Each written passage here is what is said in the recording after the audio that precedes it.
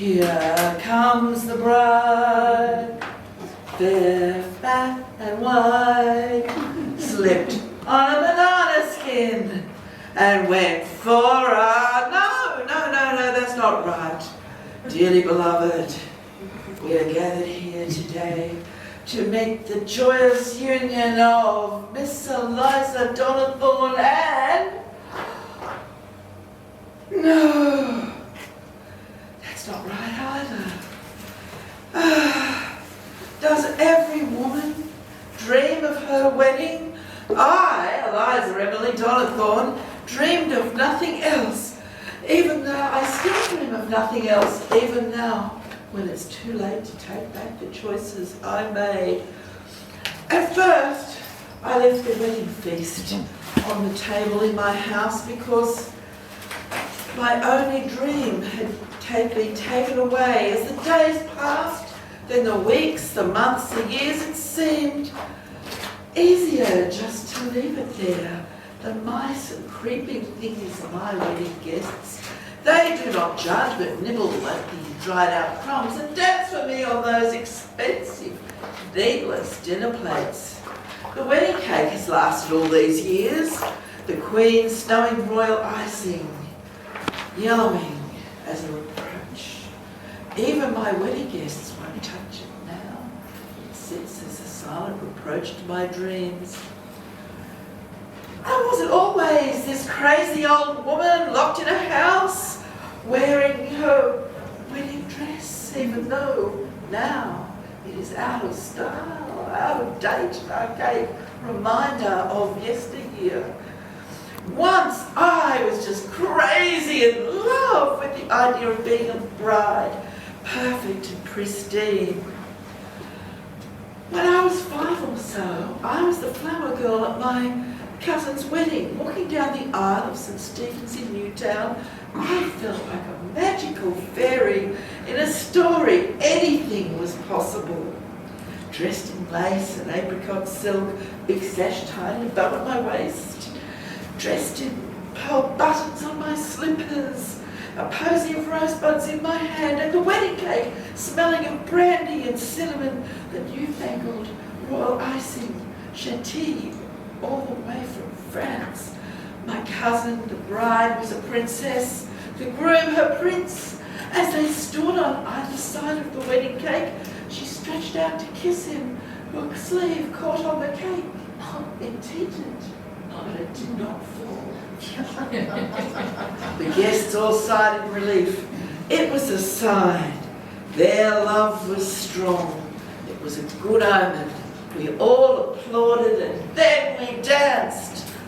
That night, I put my piece of wedding cake under my pillow to dream of the man I would marry one day. He came to me out of the shadows of dream, a dark stranger with a face like the dark side of the moon, like a shadow, like a tomb. That's what I remember now. The cold moon shining on his face. I waited years to find him. The other girls married and the invitations stopped as I passed the marrying age. Old maid, they whispered, spinster, no second best for me. It would be the one I dreamed of or nothing. Finally, I found him, a clerk in my father's office, a decade younger than me, penniless. But his eyes shone like the stars when he saw me. My father objected. The clerk was too young, he said, too poor, nothing but a fortune hunter. But if he wanted grandchildren, I'd have to marry someone before it was too late. So the banns were issued, the invitations sent, the wedding feast prepared. This would be the grandest wedding Newtown had ever seen. Every detail perfect. The cake, sugar and fruit, the patterned icing matching the lace on my wedding dress, chantilly all the way from France. Finally, the grand day arrived. The vicar, the guests, the street urchins, everyone waited. All eyes were on me as I swept, so proud in my cloud of lace, down our stairs. A little while longer and finally I would know the secrets of the marriage bed. He was not there. We waited and waited. He did not come. First, the gentle jokes. Is the bride that should be late?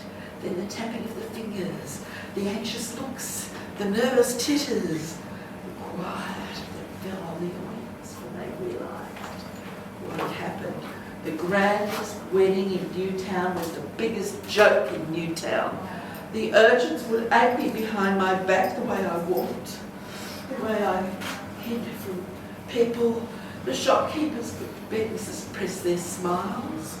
The questions.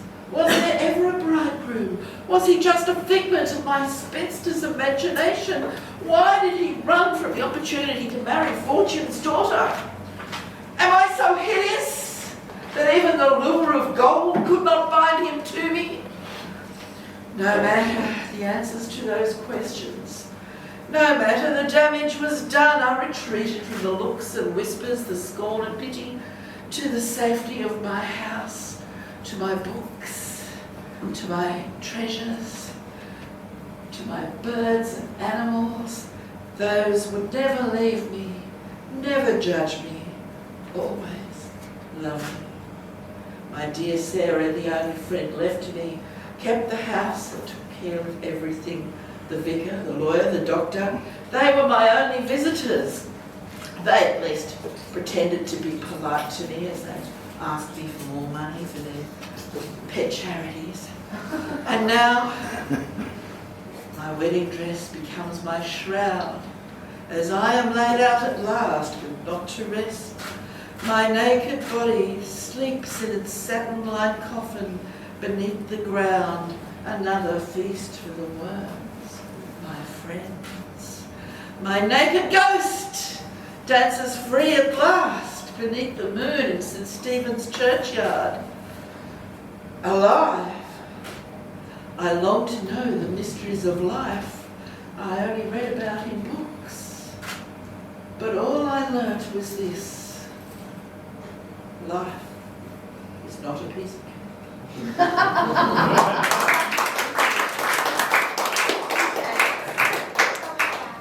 That was the story of Miss Eliza Donnithorne, who can really be found in St. Stephen's churchyard to this day, dancing under the moonlight. And she was the model for Dickens' Miss Havisham in Great Expectations. Although not as crazy or mean as Miss Havisham was. Just saying.